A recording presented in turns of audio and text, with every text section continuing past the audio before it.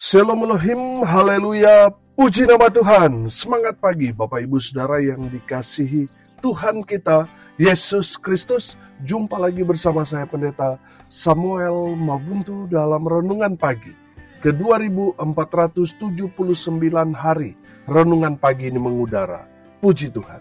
Bapak Ibu Saudara yang dikasihi Tuhan, sebelum kita membaca, mendengarkan, dan merenungkan firman Tuhan hari ini, mari kita berdoa, minta pimpinan Roh Kudus. Kita berdoa. Bapa di surga, berbicaralah kepada kami semua. Pakai firman Tuhan ini untuk menegur kami, menasihati kami, meneguhkan iman percaya kami, dan memberkati kami semua. Di dalam nama Tuhan Yesus yang adalah firman Allah yang hidup, kami berdoa. Amin. Haleluya. Bapak Ibu Saudara yang dikasihi Tuhan, bersama dengan saya kita akan belajar Alkitab dari kitab Kejadian sampai kitab Wahyu. Mari buka Alkitab kita. Injil Lukas pasal 19 ayat 45 sampai ayat 48. Di bawah perikop, Yesus menyucikan bait Allah. Demikian firman Tuhan. Lalu Yesus masuk ke bait Allah, dan mulailah ia mengusir semua pedagang di situ. Katanya kepada mereka, ada tertulis, rumahku adalah rumah doa, tetapi kamu menjadikannya sarang penyamun. Tiap-tiap hari ia mengajar di dalam bait Allah, imam-imam kepala dan ahli-ahli Taurat, serta orang-orang terkemuka dari bangsa Israel berusaha untuk membinasakan dia. Tetapi mereka tidak tahu bagaimana harus melakukannya, sebab seluruh rakyat terpikat kepadanya dan ingin mendengarkan dia. Amin. Haleluya. Bapak Ibu Saudara yang dikasihi Tuhan, dari firman Tuhan ini kita akan belajar sisi lain daripada Tuhan Yesus yang kita kenal penuh kasih, ramah, lemah lembut. Tetapi dalam kebenaran firman Tuhan ini kita dapat melihat bahwa Tuhan Yesus marah di bait suci. Sehingga Tuhan Yesus mengusir semua pedagang yang ada di situ dan membalikan semua meja-meja penukar uang. Saudara yang dikasihi Tuhan, dalam firman Tuhan ini kita dapat melihat Tuhan Yesus juga bisa marah. Betul? Bapak Ibu Saudara yang dikasihi Tuhan, pertanyaannya, kenapa Tuhan Yesus kelihatannya sangat marah di bait suci sampai Tuhan membalikan semua meja-meja yang ada di bait suci? Saudara yang dikasihi Tuhan, kenapa Tuhan Yesus marah? Karena bait suci yang seharusnya dijadikan rumah doa, tetapi oleh orang-orang Farisi, para imam, ahli-ahli Taurat, mereka jadikan itu menjadi sarang penyamun. Bapak Ibu Saudara, apa itu penyamun? Menurut Kamus Besar Bahasa Indonesia, penyamun artinya adalah orang yang melakukan kejahatan dengan cara mencuri atau merampas harta benda orang lain dengan cara kekerasan atau ancaman. Saudara, pertanyaannya sekarang, siapa penyamun di bait suci? Mereka adalah orang Farisi, para imam, dan ahli-ahli Taurat.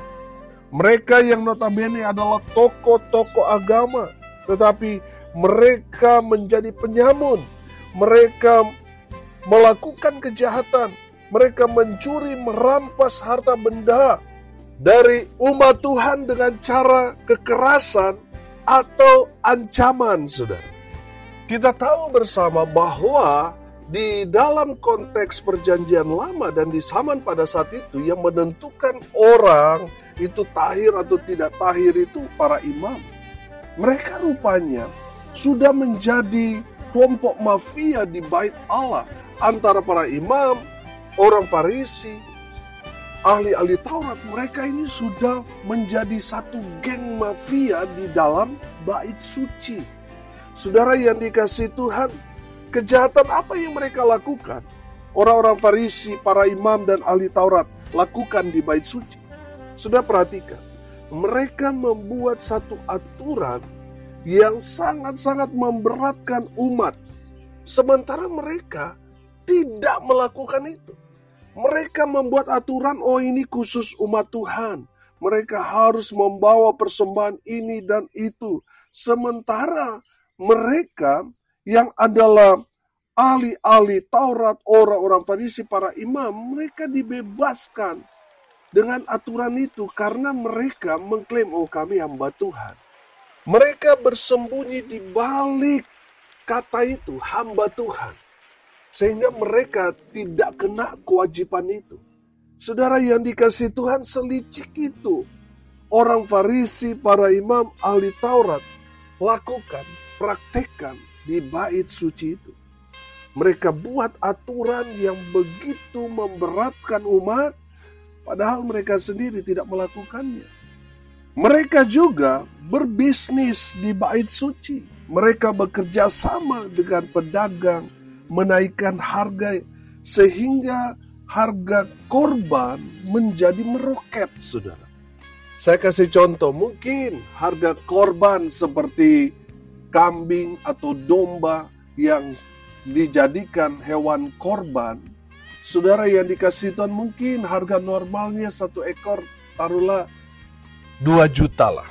Saudara yang dikasih Tuhan, karena orang untuk mentahirkan dirinya, dia yang berdosa, dia harus mempersembahkan korban. Dan dia harus datang ke bait suci untuk membawa korban. Saudara, dia datang kepada imam. Dan para imam ini sudah kerjasama. Para imam ini bekerja sama dengan orang Farisi. Sehingga orang Farisi itu berkata, oh kamu sudah banyak melanggar. Banyak sekali dosa yang kamu lakukan. Dia suruh lagi pergi ke ahli Taurat untuk mengetahui ada berapa banyak kesalahan, dosa, dan harus berapa banyak yang harus dia persembahkan. Saudara yang dikasih Tuhan, datanglah orang ini ke ahli Taurat. Dan ahli Taurat akan mengatakan, waduh, dosanya ini terlalu berat. Dan harus mempersembahkan korban berapa ekor. Saudara yang dikasih Tuhan, setelah dia mengetahui ini, baru dia datang kepada imam bahwa dia sudah pergi ke orang Farisi, ke ahli Taurat, bahwa kesalahan pelanggaran yang dia lakukan ini dan itu. Lalu imam inilah yang menentukan kemana orang ini harus membeli korban. Saudara, dan kalau sudah ditunjuk oleh imam, tidak boleh ke tempat yang lain. Saudara, karena sudah ditunjuk langsung oleh para imam, harus dibeli di tempat Pak Agus misalnya. Dia tidak boleh beli di tempat lain selain di tempat Pak Agus. Saudara yang dikasih Tuhan, karena sudah ditunjuk langsung oleh para imam, sudah pasti harganya itu akan di-up. Saudara yang dikasih Tuhan, yang normalnya satu ekor cuma 2 juta, di tempat Pak Agus jadi 10 juta. Saudara, praktek itulah yang berkembang di bait suci yang membuat Tuhan marah. Saudara yang dikasih Tuhan, itu yang dilakukan oleh orang Farisi, para imam, dan ahli-ahli Taurat. Selain itu, mereka merasa mereka itu paling rohani. Saudara, mereka merasa bahwa mereka orang yang paling suci, paling kudus, padahal mereka mempraktikkan ketidakbenaran di bait suci. Bapak Ibu Saudara yang dikasihi Tuhan, mari lihat diri kita. Jangan sampai kita orang-orang yang sudah melayani Tuhan, kita majelis, kita pendeta, tetapi kita buat aturan memberatkan umat. Untuk menjadi jemaat saja kita buat banyak aturan. Untuk jemaat mau menikah saja, waduh, kita berat-beratkan, saudara. Untuk menjadi majelis, menjadi pelayan Tuhan saja, waduh, harus melewati banyak syarat. Saudara, kalau dia nggak dekat dengan pendeta, maka dia tidak akan mendapatkan pelayanan dan sebagainya. Saudara, jangan sampai kita mempraktekkan itu dalam pelayanan. Kita membuat banyak aturan untuk memberatkan umat, sementara kita sendiri tidak melakukannya. Saudara, kami punya tim misi dalam pelayanan. Hanya 8 orang yang bergabung, tetapi sangat agresif memberitakan Injil. Saudara, saya bukan hanya mendorong untuk anggota misi itu untuk memberitakan Injil, sementara saya sendiri nggak melakukannya. Saudara, saya harus juga melakukan itu, memberikan semangat kepada seluruh anggota. Saudara yang dikasih Tuhan, mau nggak mau, ya saya juga harus turun tangan, memberikan satu dorongan semangat kepada anggota misi bahwa saya bukan hanya berteori, saya bukan hanya memberikan motivasi, tapi saya juga melakukan misi. Amin. Sehingga anggota misi terus bersemangat dalam melayani Tuhan. Haleluya. Bapak Ibu Saudara yang dikasihi Tuhan, kenapa Tuhan Yesus sangat marah ketika Tuhan Yesus ada di bait suci? Tuhan Yesus membalikkan semua meja-meja penukar uang dan mengusir semua pedagang-pedagang yang ada di bait suci itu. Karena yang pertama, karena orang-orang Farisi, para imam, ahli-ahli Taurat mengubah bait suci yang harusnya fungsinya sebagai rumah doa, tapi mereka jadikan sarang penyamun. Bapak Ibu Saudara yang dikasihi Tuhan, dengar ini baik-baik. Jangan mengubah fungsi rumah ibadah menjadi tempat, ini menjadi ladang untuk kita mencari keuntungan. Bapak Ibu Saudara yang dikasihi Tuhan, ada berapa banyak gereja mempraktikkan bagaimana meraup keuntungan besar dalam pelayanan. Sehingga tidak heran, sekarang gereja seperti bisnis, saudara. Gereja sekarang bukan lagi sebagai sesama anggota tubuh Kristus, tetapi sudah menganggap satu gereja, baik yang besar kecil, saudara sudah menjadi saingan. Saudara perhatikan, ada statement seorang hamba Tuhan yang saya rasa itu bukan dari Tuhan. Gereja itu bukan saingan. Gereja itu tubuh Kristus, di mana kita besar kecil harus bergandengan tangan. Saudara, kalau orang saingan ya sudah pasti, saudara, saling merebut jemaat orang supaya pindah ke tempat dia. Saudara, saya mau bilang, Tuhan tidak senang dengan praktek-praktek seperti itu. Sebaliknya, Tuhan pasti sangat-sangat sedih melihat ulah para hamba-hamba Tuhan yang mempraktekkan kejahatan-kejahatan seperti itu. Saudara yang dikasihi Tuhan, saya yakin dan percaya, kalau gereja itu sudah dianggap sebagai pesaing, bersaing satu dengan yang lain, saya yakin dan percaya, itu bukan misi Tuhan, tapi misi pendetanya. Bagaimana caranya untuk meraup banyak keuntungan. Saudara, logikanya kan, semakin banyak jemaat ya sudah pasti semakin banyak juga persembahan. Saudara yang dikasihi Tuhan, dari kebenaran firman Tuhan ini, saya melihat Tuhan marah kepada gereja-gereja yang mempraktekkan pelayanannya menjadi bisnis. Saudara yang dikasihi Tuhan, hati-hati. Saudara, para hamba-hamba Tuhan yang mendengarkan kebenaran firman Tuhan ini, bertobat. Jadikan rumah ibadah itu, gereja itu kepada fungsinya, yaitu orang datang untuk berdoa, orang datang untuk beribadah. Jangan jadikan mereka klien, jangan menjadikan mereka untuk prospek, untuk asuransi saudara, atau membangun MLM, multi level marketing dalam pelayanan supaya saudara makin banyak orang yang ada di bawah saudara untuk menguntungkan pribadi saudara. Saudara yang dikasihi Tuhan, ada berapa banyak orang jadi korban. Gereja ternyata mereka dijadikan klien, saudara, dijadikan nasabah. Saudara yang dikasihi Tuhan, jangan lagi mempraktekkan itu di dalam gereja. Saudara memenangkan jiwa, tetapi saudara punya agenda terselubung mencari keuntungan pribadi dari jemaat. Bertobat. Tuhan Yesus marah dengan praktek-praktek itu yang dipraktekkan di dalam gereja. Yang kedua, kenapa Tuhan Yesus marah kepada orang Farisi, para imam dan ahli Taurat? Karena mereka menghalangi orang datang beribadah kepada Tuhan. Saya mau mengajak saudara melihat dari kebenaran firman Tuhan dalam cerita dan konteks yang sama.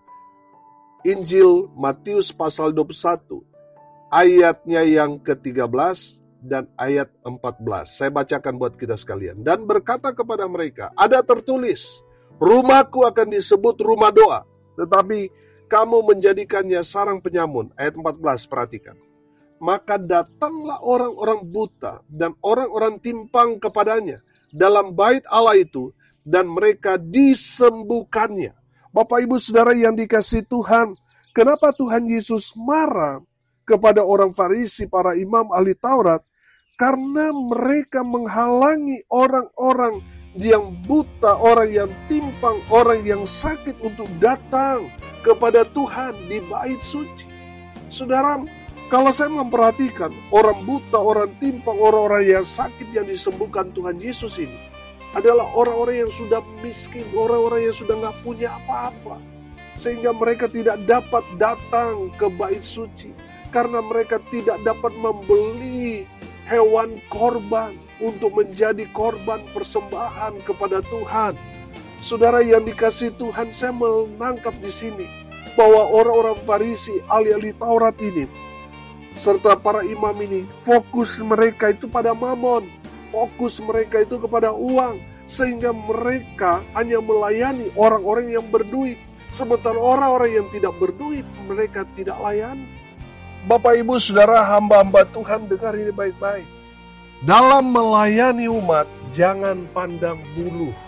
Oh, karena dia kaya, saya datang melayani. Oh, ini karena orang susah, nanti saya utus saja orang. Saudara yang dikasihi Tuhan, jangan pandang bulu dalam pelayanan. Layani semua orang. Amin.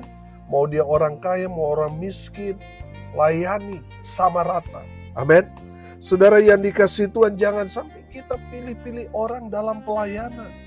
Saudara yang dikasihi Tuhan, orang-orang Farisi, ahli-ahli Taurat ini, serta para imam ini menghalangi orang-orang yang mau datang ke bait suci untuk beribadah. Mereka halangi, tidak boleh masuk. Karena apa? Mereka tidak punya uang. Saudara yang dikasihi Tuhan, setelah Tuhan Yesus marah, membalikkan semua meja-meja dan mengusir semua orang yang mempraktekkan bisnis dalam pelayanan.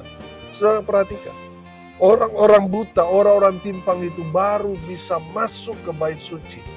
Karena Tuhan Yesus sudah usir orang Farisi, para imam dan ahli Taurat di bait suci. Saudara, dengar ini baik-baik. Jangan sampai kita menghalangi orang untuk datang kepada Tuhan. Saudara, lihat apa yang terjadi kepada Firaun ketika menghalangi orang untuk datang beribadah kepada Tuhan.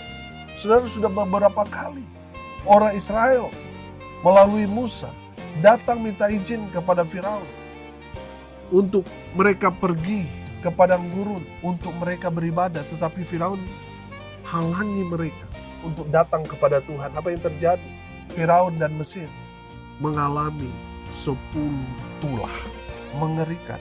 Bapak Ibu Saudara yang dikasihi Tuhan, jangan menghalangi orang datang kepada Tuhan. Saudara, mari kita bawa mereka kepada Tuhan. Anak-anak kita yang mau datang ke gereja, saudara, jangan halangi. Saudara, bawa pasanganmu datang ke gereja, jangan menghalangi mereka. Jangan sampai mereka tidak gereja cuma gara-gara kita. Saudara yang dikasihi Tuhan, bertobat. Amin. Saudara yang dikasihi Tuhan, kenapa Tuhan Yesus marah kepada tokoh-tokoh agama ini? Karena mereka menghalangi orang untuk datang kepada Tuhan.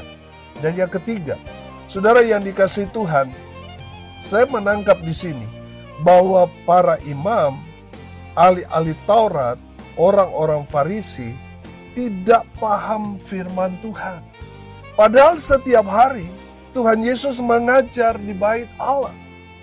Para imam ahli Taurat ada di sana, tetapi mereka tidak paham firman Tuhan. Saudara, saya mengkhawatirkan ada banyak sekali orang yang sudah bertitel pendeta, mereka sudah melayani tetapi tidak paham firman Tuhan. Bapak Ibu Saudara yang dikasihi Tuhan, makanya selalu saya nasihatkan kepada para pelayan majelis, baca firman Tuhan setiap hari. Minimal 1 ayat. Saudara yang dikasihi Tuhan, kenapa kita harus terus membaca firman Tuhan? Supaya kita paham. Kita mengerti maksud Tuhan dalam kehidupan kita. Amin. Kalau kita malas baca firman Tuhan, bagaimana kita mau peka mendengarkan suara Tuhan? Kalau kita hamba Tuhan, nanti baca firman Tuhan, nanti kalau mau khotbah, saudara yang dikasihi Tuhan, kalau kita malas baca firman, apa yang kita mau bagikan? Saudara, saya percaya, kalau orang selalu baca firman, kuasa Tuhan bekerja dalam kehidupannya. Amin. Saudara yang dikasihi Tuhan, kalau kita terus baca firman, yang diuntungkan siapa kita? Iman kita terus bertambah, kuasa Tuhan terus bertambah-tambah dalam kehidupan kita, dalam pelayanan kita. Dan yang diuntungkan siapa? Kita sendiri. Kita diberkati. Amin. Saudara yang dikasihi Tuhan, lihat, mereka ini adalah ahli Taurat, orang-orang Farisi, para imam, yang notabene adalah ring 1 di bait suci. Tetapi sayang, mereka tidak paham firman. Bapak Ibu Saudara yang dikasihi Tuhan, sempatkan waktu saudara, sesibuk apapun saudara, jangan sampai saudara melalaikan membaca firman Tuhan, walaupun itu hanya 1 ayat. Saya percaya firman Tuhan yang kita baca, walaupun itu hanya 1 ayat, akan memberkati kita, akan menjaga kita, akan melindungi kita, bahkan akan memelihara hidup kita. Amin. Saudara yang dikasihi Tuhan, jangan sampai Tuhan marah. Tuhan sudah mengajar kita setiap hari baca firman, tapi kita nggak ngerti-ngerti. Kita tidak paham-paham, Tuhan akan marah. Coba seandainya saudara ngajar seseorang, lalu orang itu tidak paham, tidak ngerti-ngerti, padahal saudara sudah berulang-ulang bicara tentang itu. Saudara, saya mau tanya, apakah saudara tidak gemas melihat orang yang saudara sudah ajar setiap hari tapi dia nggak paham? Pasti saudara gemas, mungkin saudara mau cubit dia, saudara mungkin mau dorong kepalanya dia karena apa yang sudah ajarkan nggak masuk-masuk, sudah betul? Saudara, Tuhan Yesus juga marah kalau kita tidak paham firman. Saudara yang dikasihi Tuhan, saya percaya kita tidak mau Tuhan marah. Kita mau mengalami Tuhan dalam kehidupan kita, merasakan, menikmati kasih Tuhan dalam hidup kita. Amin. Saudara yang dikasihi Tuhan, hari ini kita belajar kenapa Tuhan Yesus marah kepada orang Farisi, ahli-ahli Taurat, para imam di bait suci, karena mereka mengubah fungsi bait suci yang harusnya jadi rumah doa, mereka jadikan sarang penyamun, menjadikan tempat bisnis. Yang kedua, karena mereka menghalangi orang untuk datang kepada Tuhan. Mereka hanya fokus kepada orang-orang yang berduit, sementara orang yang tidak mampu mereka tidak layani. Yang ketiga, karena mereka tidak paham firman. Saudara yang dikasihi Tuhan, jangan sampai kita nggak paham firman, akhirnya kita kena murka Tuhan. Saudara harus paham firman. Amin. Saudara, kita harus tahu tempat gereja, tempat kita beribadah adalah tempat kita berdoa, belajar firman. Amin. Kita jangan menghalang-halangi orang untuk datang kepada Tuhan. Bawa pasanganmu, anakmu, orang-orang yang sudah kenal, teman, sahabatmu, datang kepada Tuhan. Amin. Bawa mereka kepada Tuhan. Dan usahakanlah dirimu mengerti firman. Amin. Mari kita berdoa. Terima kasih Bapa di surga. Sudah berbicara kepada kami semua melalui kebenaran firman. Berkati semua pendengar dimanapun mereka berada. Berkati hidup mereka, rumah tangga mereka, usaha, pekerjaan, pelayanan mereka.